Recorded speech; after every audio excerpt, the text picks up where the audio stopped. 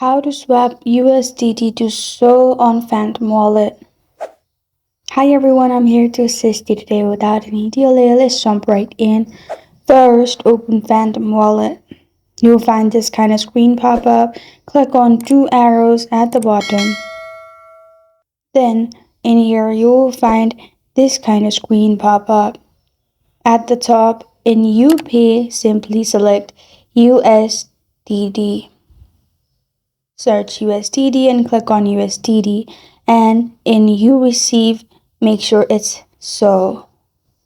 After you have done that, enter the amount and it will calculate, and press on review order at the bottom if it's worth it to swap tokens.